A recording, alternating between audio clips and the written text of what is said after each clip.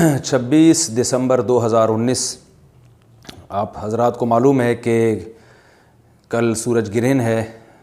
اور خبریں یہ آ رہی ہیں کہ 80% سورج کل گرہن ہوگا۔ اس بارے میں اسلامی حکام کیا ہیں، شریعت کیا کہتی ہے، اس کے لیے علماء نے سوچا ہے کہ کچھ باتیں عوام تک پہنچائی جائیں، تو اس لیے میں نے بھی ارادہ کیا کہ شرعی حکام اس بارے میں بتائے جائیں، اس میں حکمتیں کیا ہیں۔ رسول اللہ صلی اللہ علیہ وسلم کے دور میں سورج گرہن ہوا ہے۔ آپ صلی اللہ علیہ وسلم کے نرینہ اولاد نہیں تھی، آپ کو اللہ نے اولاد دی اور آپ کے بیٹے کی موت واقع ہوئی۔ یہ ایک بہت بڑا حادثہ تھا اس وقت،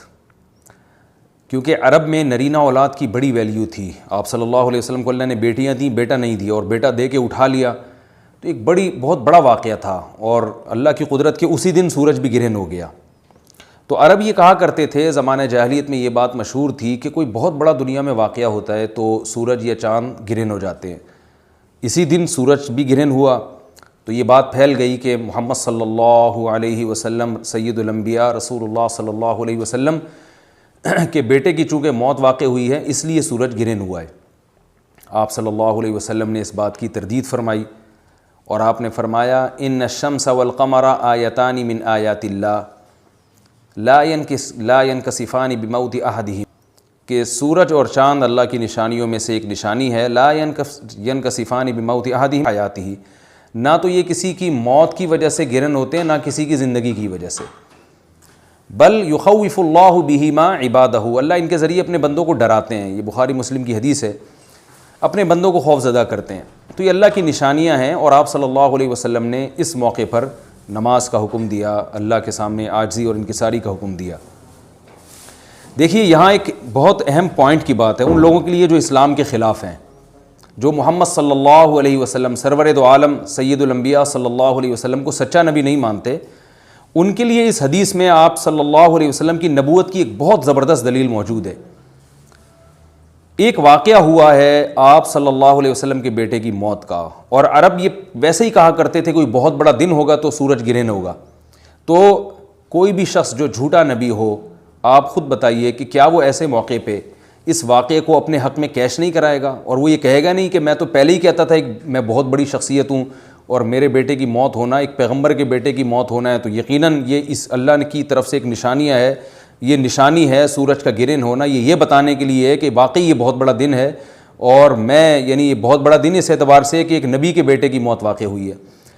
لیکن آپ صلی اللہ علیہ وسلم نے یہ سب نہیں کیا، اور آپ نے بتایا کہ سورج اور چاند کے گرہن ہونے کا کسی کی موت یا زندگی سے کوئی تعلق نہیں، اور آج سائنس نے بھی ثابت کر دیا ہے کہ یہ ایک سائنٹیفک حقیقت ہے کہ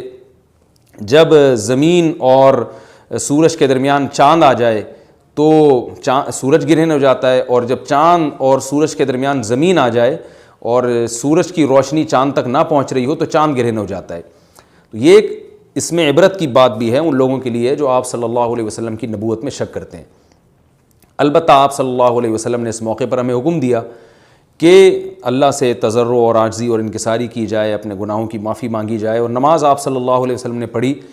اس پہ بھی بعض لوگ اشکال کرتے ہیں کہ یہ جب ایک نیچرل پروسیس ہے تو اس میں اتنا گھبرانے کی، کیونکہ حدیث میں آتا ہے آپ صلی اللہ علیہ وسلم بہت گھبرائے، تو اس میں گھبرانے کی کیا بات ہے؟ تو یاد رکھیے ہر نیچرل پروسیس جو ایک عام معمول سے ہٹ کر ہو، اس میں انسان کے لیے ایک عبرت کی بات ہوتی ہے۔ ہم دیکھتے ہیں رسول اللہ صلی اللہ علیہ وسلم کے دور میں جب تیز ہوا چلتی تھی اور بارش سے پہلے ہوا چلا کرتی تھی تیز ہوائیں، تو آپ صلی اللہ علیہ وسلم گھبرا کے مسجد کی طرف دوڑتے، عاجزی انکساری کرتے، اللہ تعالیٰ سے یہ کہتے کہ اللہ تو نے تو مجھ سے وعدہ کیا کہ جب تک میں ان کے درمیان موجود ہوں تو ان کو عذاب نہیں دے گا۔ تو یہ خوف کا غلبہ تھا آپ صلی اللہ علیہ وسلم پر۔ کیوں؟ وجہ اس کی یہ تھی کہ یہی حالات قوم عاد اور قوم سمود پر بھی آئے ہیں۔ قرآن میں آتا ہے نا فَلَمَّا رَأَوْهُ عَارِضًا مُسْتَقْبِلَ أَوْدِيَتِهِمْ قَالُوا هَذَا عَارِضٌ مُمْطِرُنَا بَلْ هُوَ مَا اسْتَعْجَلْتُمْ بِهِ رِيحٌ فِيهَا عَذَابٌ أَلِيمٌ تُدَمِّرُ كُلَّ شَيْءٍ بِأَمْرِ رَبِّهَا فَأَصْبَحُوا لَا يُرَىٰ إِلَّا مَسَاكِنُهُمْ، کہ وہ بادلوں کو دیکھ کے کہنے لگے یہ تو ایک معمول کے مطابق بادل ہیں جو برسیں گے اور بارش ہوگی۔ تو پیغمبر نے کیا کہا کہ یہ بارش نہیں ہے بلکہ یہ وہ عذاب ہے جس کی تم جلدی کیا کرتے تھے، اور اس میں ایک ایسی ہوا ہے جو اللہ کے حکم سے ہر چیز کو ہلاک کر دے گی۔ اور پھر ان پر ایک ہفتہ عذاب آیا، اور قرآن کہتا ہے کہ وہ ایسے پڑھ کے ہلاک ہو گئے کہ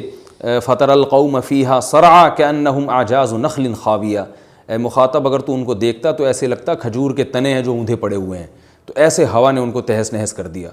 تو یہ عام معمول سے ہٹ کے جب بھی اس کائنات میں کوئی تغیر آتا ہے تو وہ اللہ کی نشانیوں میں سے ایک سائنٹیفک حقیقت بھی ہے، اس کی ایک لاجک بھی ہے، لیکن اس کے ساتھ ساتھ اللہ کی نشانیوں میں سے ایک نشانی بھی ہے، اور ایسی نشانی ہے جس سے ہمیں ڈرنا چاہیے کہ اللہ تعالیٰ کو اختیار ہے، وہ جب چاہے سورج کی روشنی چھین لے، چاہے کسی بھی طرح سے چھینے۔ اور یہ بھی ایک سائنٹیفک حقیقت ہے جو آپ صلی اللہ علیہ وسلم کی نبوت پر جس نے ایک مہر لگا دی ہے کہ سورج اور چاند کا گرہن ہونا، اگرچہ اس کی ایک لاجک ہے کہ چاند سورج کے سامنے آ جائے تو سورج گرہن ہو جاتا ہے، لیکن اس بارے میں جو ہماری تحقیق ہے، جو سائنسدان کہتے ہیں کہ یہ وقت یعنی خطرے کا وقت ہوتا ہے، سورج سے ایسی خطرناک ریز نکلتی ہیں جو نقصان کا سبب بن سکتی ہیں، تبھی بعض حضرات سورج کی طرف دیکھنے سے بھی منع کرتے ہیں،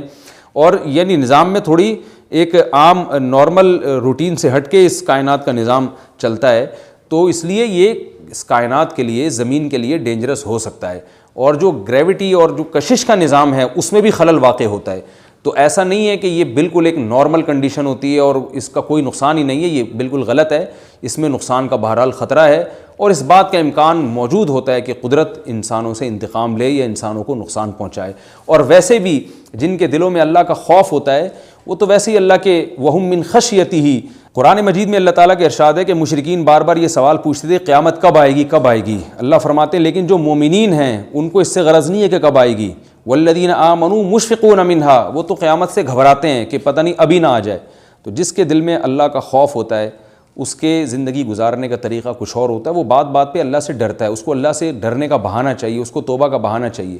تو اس بحث میں پڑھنا کہ یہ تو ایک لاجیکلی ایک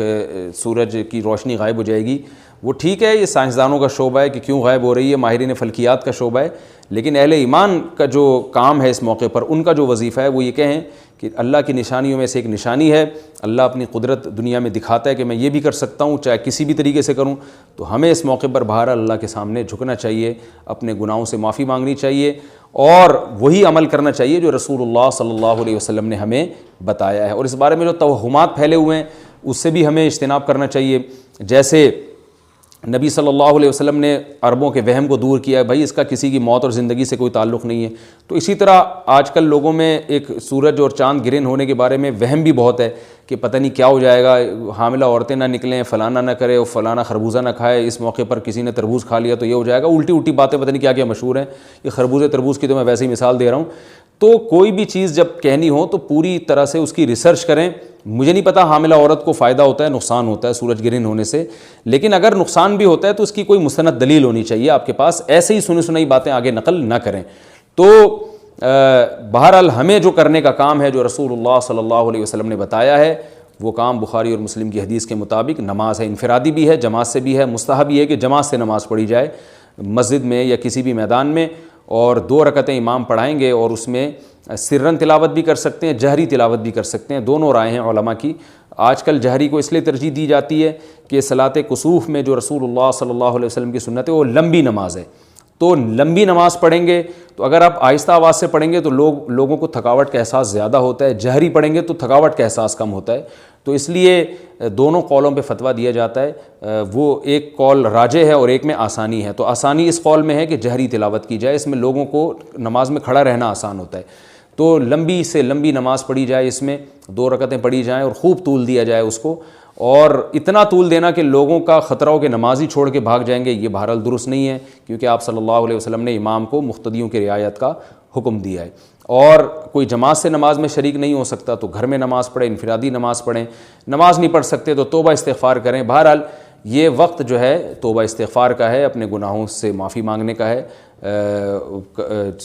اللہ تعالی ہم سب کو